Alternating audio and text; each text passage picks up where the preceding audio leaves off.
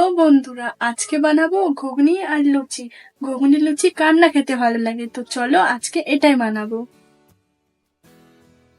তো আগে ঘুগনিটাকে সিদ্ধ বসিয়ে দিই, চলো। এখানে আমি মটরটা সিদ্ধ করতে বসিয়ে দিয়েছি, তো আমি এখানে আটাটা মেখে নিই লুচির জন্য।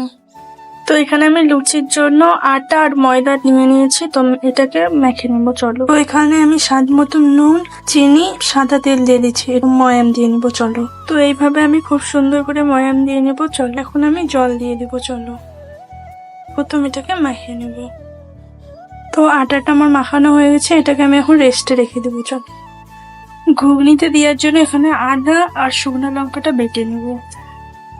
এখানে মটর আর আলুটাও সিদ্ধ করে নিয়েছি। তো এখানে আমার মশলাটা করা হয়ে গেছে, আর এখানে আমি পেঁয়াজ রসুন কেটে নিয়েছি। কড়াই গরম হয়ে গেছে, কড়াইয়ে পরিমাণ মতন তেল দিয়ে দেব। তো কিছুটা জিরা দিয়ে দেব আর একটু তেজপাতা। এবার রসুন কুচিটা দিয়ে দিব। এবার পেঁয়াজটা দিয়ে দিব। তো পেঁয়াজটাকে ভাজা ভাজা করে নেব। তো এখানে আমার পেঁয়াজটা ভাজা হয়ে গেছে, এবার মশলাটা দিয়ে দেবো, চলো।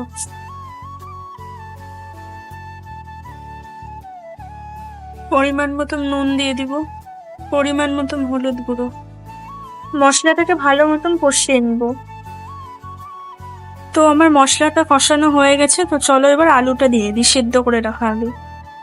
তো এখানে সিদ্ধ করে রাখা আলু দিয়ে দিব। আলুটাকে ভালো মতন কষিয়ে নেব। তো আলুটা কষানো হয়ে গেছে, এবার আমি এখানে মটরটা দিয়ে দেবো, চলো। সিদ্ধ করে রাখা মটরটা দিয়ে দেবো।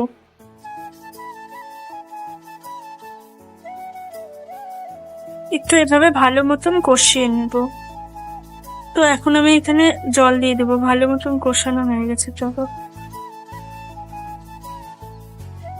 তো এখানে আমার ঘুগনিটা হয়ে গেছে, আমি পরিমাণ মতন গরম মশলা দিয়ে দেব।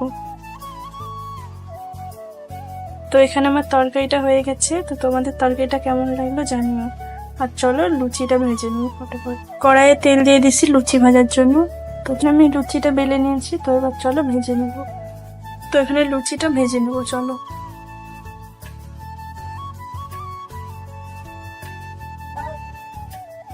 তো দেখো লুচিটা কি সুন্দর ফুলেছে না? তো দেখো আমার লুচিটা ভাজা হয়ে গেছে।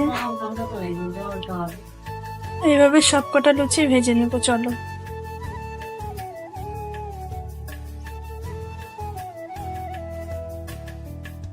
আমার সবকটা লুচি ভেজে নেওয়া হয়ে গেছে। লুচিগুলো সব ভাজা হয়ে গেছে, আর এই যে আমার ঘুগনি।